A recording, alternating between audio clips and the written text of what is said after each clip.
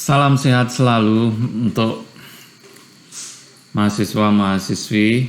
Semoga masih dalam keadaan yang semangat, sehat, dan semuanya juga keluarganya baik-baik saja di tengah keprihatinan COVID-19 yang belum ada tanda-tanda mau reda. Hari ini kita mau membahas masalah safety management system. Safety management system in a cruise ship, ya. Di kapal pesiar itu seperti apa safety management systemnya?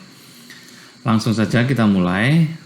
Jadi seperti biasa ada Pak Eko di kelas lain dan saya sama Pak Eko sama-sama mempunyai gelar CHE, ya, Certified Hospitality Educator.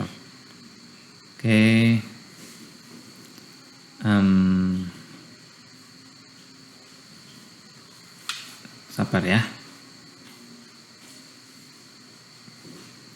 Jadi safety management system adalah sistem yang dipakai untuk membuat safety, keamanan di kapal, dan regulasi ini sudah di-endorse oleh International Maritime Organization untuk melindungi atau membuat standar internasional tentang keselamatan, tata kelola keselamatan, ya. SMS atau Safety Management System digunakan untuk meyakinkan para stakeholder akan adanya keselamatan di laut dan untuk menghindari kecelakaan atau kehilangan nyawa, bahkan sampai menghindari polusi dari lingkungan. Jadi yang dipelajari selain yang masalah-masalah kemanusiaan juga ada environment, kemudian yang dipelajari di dalam SMS ini pertama safety communication signs and symbols, simbol-simbol dan tanda-tanda yang diakui bersama seluruh dunia. Misalnya kenapa warna life jacket itu orange, atau pertanyaan saya ke kalian, kenapa tukang parkir harus pakai baju orange? Supaya tidak tabrak gitu, atau supaya biar kelihatan langsung gitu ya. Oke, jadi kurang lebih itu. Terus kemudian pentingnya lokasi-lokasi di kapal. Misalnya kalian tahu kan sekarang sudah ada starboard side, port side, itu pelajaran minggu yang lalu, terutama pada saat-saat emergency. Pertama kita membahas simbol dan tanda-tanda yang diakui secara internasional. Hijau itu melambangkan saving atau safety. Contohnya nih, safely equipment stretcher itu lambangnya hijau. Kemudian merah itu melambangkan ada pemadaman kebakaran dan upaya-upaya pemadaman kebakaran.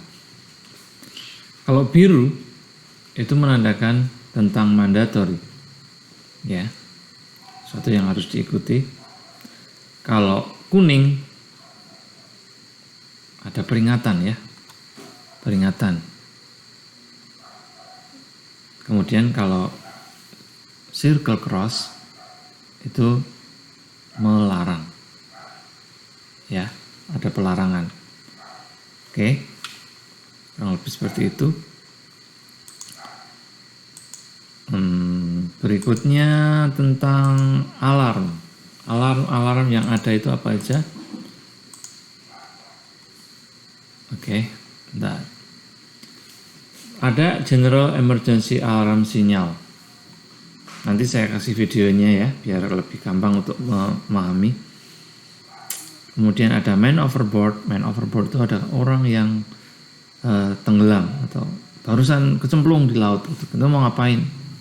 Kita lihat tapi mau ngapain nih? Itulah.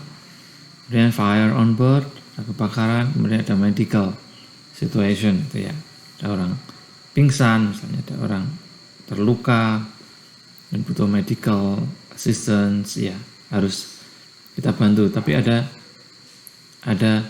standar operation dan prosedurnya yang harus diikuti ya. Oke, langsung saja ke emergency. General emergency alarm signal. Itu ada 7 short blast, 7 bunyi pendek dan 1 bunyi panjang di kapal. Kemudian diikuti dengan pengumuman, biasanya ada pengumuman dari kapten misalnya. Misalnya apa ya? Misalnya harus meninggalkan kapal, berarti kapten akan bilang, "This is not a drill. This is not a drill. Everybody must abandon the ship." Artinya apa? Artinya semua orang harus meninggalkan kapal karena ini bukan latihan, ini bukan latihan. This is not a drill. This is not a drill. Everybody must abandon the ship. Semua harus meninggalkan kapal. Atau kalau memang dia cuma latihan, dia akan bilang, "This is only a drill. This is a drill. This is a drill. And don't be alarmed," misalnya gitu ya. Kalau ada masalah lain misalnya apa nih? Oh, ini untuk yang kru, untuk kru saja. Every code that alert for the crew on board. Ya, ini untuk karyawan. Oke, ini beda, nanti nggak di public address ya. Oke, berikutnya man overboard. Ini yang biasanya keluar untuk ujian ya. Kalau Anda melihat ada orang tenggelam dekat kapal gitu ya, apa yang akan kalian lakukan?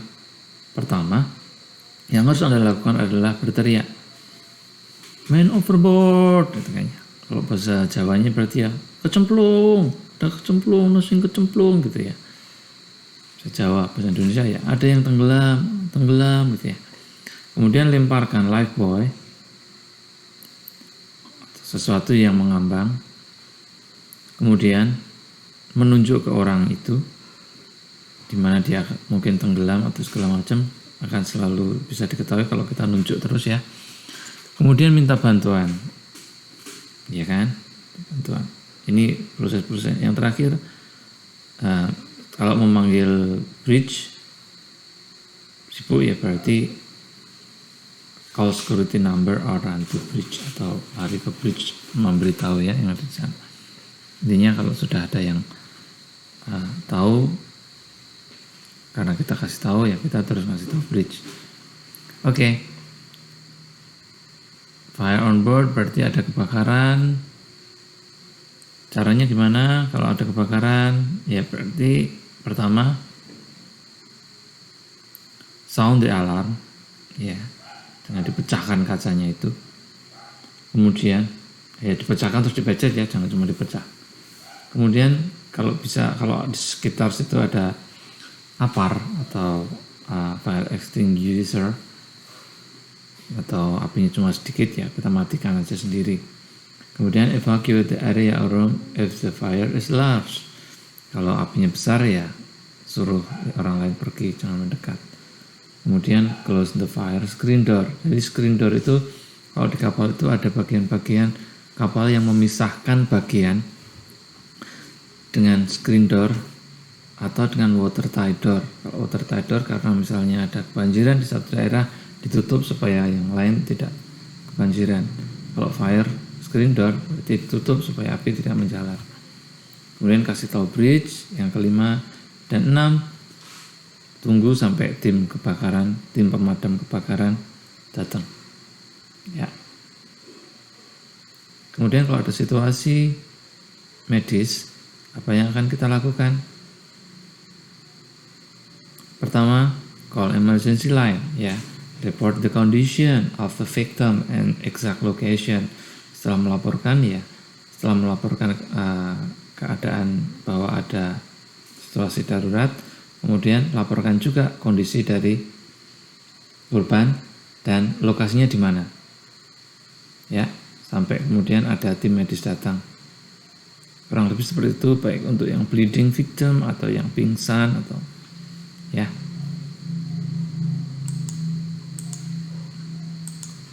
ada tempat-tempat penting yang harus diketahui ketika di kapal pesiar.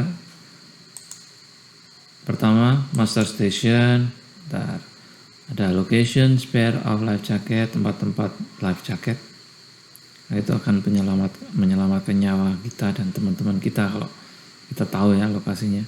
Kemudian lifeboat, life raft station, tempat lifeboat, life raft. Kemudian emergency escape route, jalur untuk emergency, untuk melarikan diri gitu ya, untuk melarikan ketika situasi darurat. Master station adalah tempat ketika orang-orang itu berkumpul dalam situasi darurat, dan di situ ada kemungkinan menyiapkan lifeboat, life raft untuk meninggalkan kapal. Berkumpulnya di situ semua. Oke. Guest master station, ada crew master station. Jadi ada master station untuk tamu, ada master station untuk kru.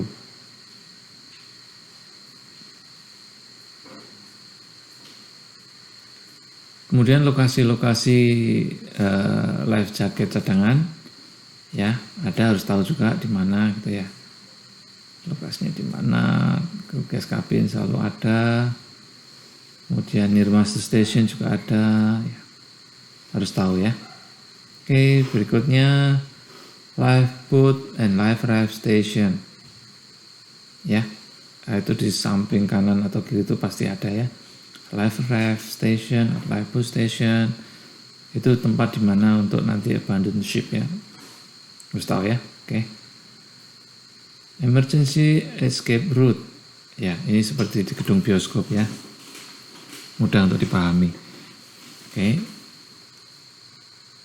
Jadi di sepanjang koridor akan ada lampu yang nyala ketika semuanya padam.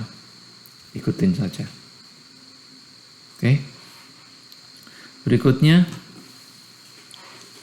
saya mau ngasih videonya tentang safety management system ya. Oke. Ini apa nih artinya kalau tahu? Matur nuwun. Oke. Berikutnya ini ya.